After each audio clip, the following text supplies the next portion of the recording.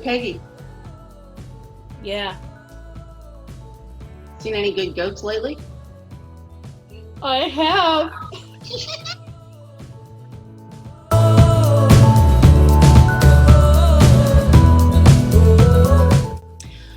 Hi, everyone. I am Pastor Peggy from Slave Lake Wesleyan Church in the beautiful Slave Lake, Alberta.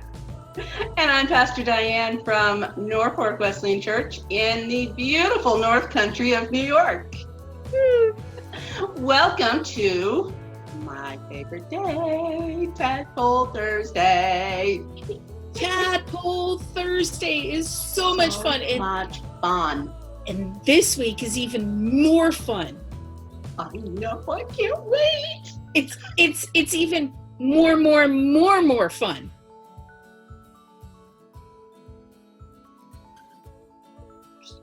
Five more? 5 mores is much more. Okay. Is extremely more fun. Lots of fun today. Lots of fun. What are we doing today, Pastor Peggy? Well, we're going to have a story. And then we got, Lori and I got to visit a goat farm. I know, with little baby goats. Aww. Little teeny weeny baby goats that we actually, I didn't actually get to feed them. Like, I didn't hold the bottle and hold the goat, but the little baby goat was so hungry that she was using my finger as a soother. Aww. Oh, it was so cute. No teeth or anything like that. And she was so hungry. Her name was Daisy. Daisy the goat. Daisy and Dick. Daisy and Dick. That were the two little goats that we got to see. But there were tons of little goats there. And one... were they little goats or were they kids? They were kids. And one got up in my arms. I can't remember which one it was, but because there was a bunch of little kids around, and they got up in my arms and fell asleep. Oh, how cute is that? And then started to snore. No way. What? Did you get that videoed? I didn't. We got a picture of that one, but I can't hear the snoring in pictures. The snoring was only audible because the head of the goat was right here. It was almost like the purr of a cat. It was that, just a little deep kind of thing. They always look like they're smiling. They're so cute. Now I want a baby goat. Let's listen to a story, and then we'll see some goats. Today I have a story for you. It's called God Cares for All Creation. And it's a story that I've written for you today. Long ago, God created the earth. God spoke, "Let there be light," and created the first day and the first night. God separated the land and the water, and all types of vegetation grew. God gave the waters all sorts of living creatures, and the birds flew high in the sky. Then God spoke and said, "Let the land produce living creatures, wild animals, livestock, creatures that move along the ground, maybe those creepy crawlies that none of us really like a lot." Then God created mankind and gave mankind the task of naming all the animals. Wow, what a big job that would have been. Have you ever wondered how you would have named the animals? What language did people speak back then? How would you determine what name to give something? Maybe I would have gotten it all mixed up and gave the name of a dog to a cat and a cat to a dog. How confusing that would be for everyone. If a cow wasn't a cow, what name would you give it? When my daughter was young, she called it a moo-moo because of the sound it made. When we read the Bible, we talk about the people. We talk about people like David and Goliath, Esther, Solomon, James, John, and maybe even Lydia. But did you know that animals play a big part in God's story as well? Let's take a look at some of those stories. First, we have the story of the dove. Once there was a man named Noah who was directed by God to build a big ark. Animals came 2 by 2, and for 40 days and for 40 nights it rained, and the floodwaters rose. But every creature on the ark was safe. After 150 days, the waters started to go down, and the ark came to rest on Mount Ararat.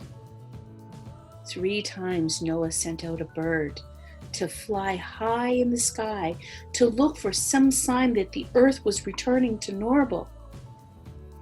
First, Noah sent out a raven. The second time, a dove. And then a dove one more time. That dove found an olive branch. And the dove carried that sign that the earth was almost ready for all the people and the animals once again. Then we have a story of a raven. Elijah's raven. Elijah was a prophet, and his story can be found in the Bible in 1 Kings. God directed Elijah to warn Ahab that it would stop raining. What happens to food that grows in the ground when it stops raining? Well, of course, they all die, and if that happens, people will go hungry. The Lord directed Elijah to the east of the Jordan. Elijah would drink from a small brook, and ravens would supply him with food. Wow. Then we have the story of the lions in the lion den.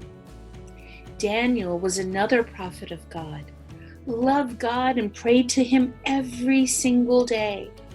King Darius liked Daniel and put him in charge with the other leaders.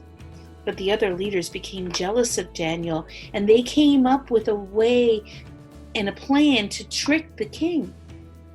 A law was made that said that the only person anyone could pray to was to King Darius.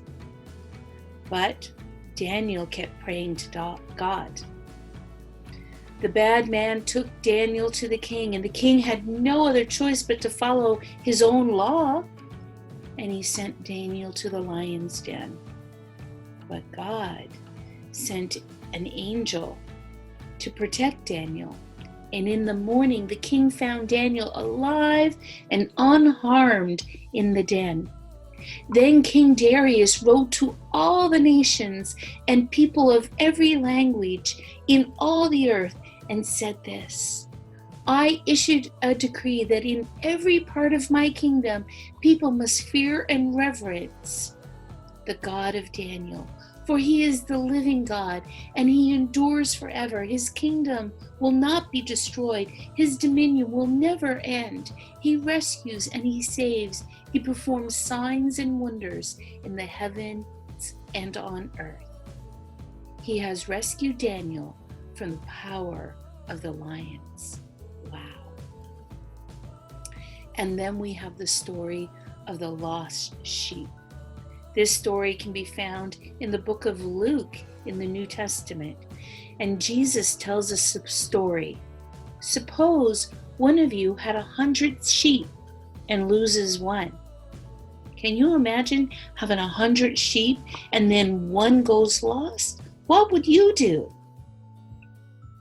Well, Jesus said you would leave the 99 in the safety of the meadow and go and search for the one that is lost. And when you found that little lost sheep, you would call your friends and say, let's be happy and rejoice.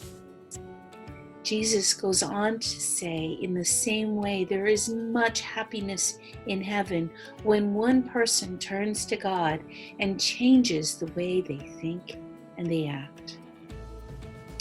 God cares for all of his creation. God cares for the animals. He cares for the birds. And God especially cares for you. Well, that was a great story, Pastor Peggy. Thank you so much for sharing. You're welcome. So on a couple of Sundays ago, actually, we went out for a friend's birthday. They live about an hour and a half outside of Slave Lake in a place called Smith. And he runs the local Christian radio station here.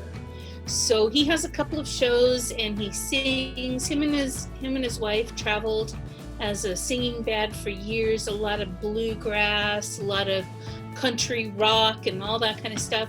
But he's going to sing us a song, and Lori has put a little video together of the goats and their bayings or neighings, or however you say a goat does, whatever a goat does. So anyway, let's watch our time on the goat farm. Yay! Yay! Hi, I'm the Mountain Man. I'm on CIM Radio, and you can get it online at cim.radio.com. And the Mountain Man morning show is on at 6:30 in the morning. And Classic Gospel The Rock is on Saturday at noon, where we play the old songs like Petra and things like that. Here's the songs for all you kids.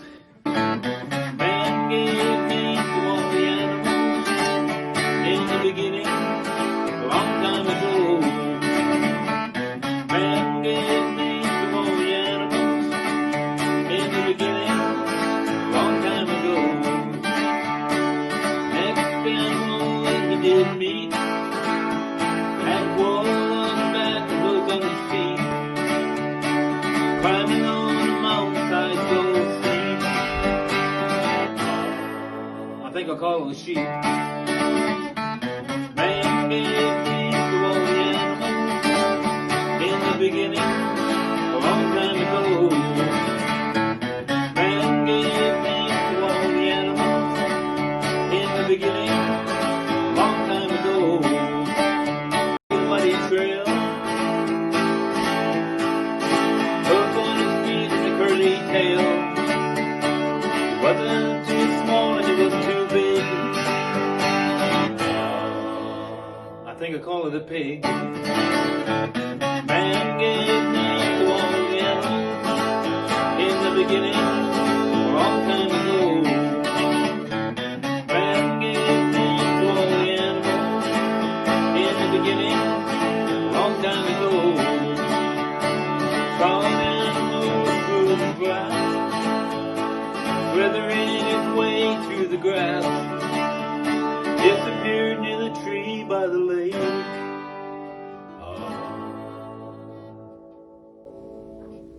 That's it.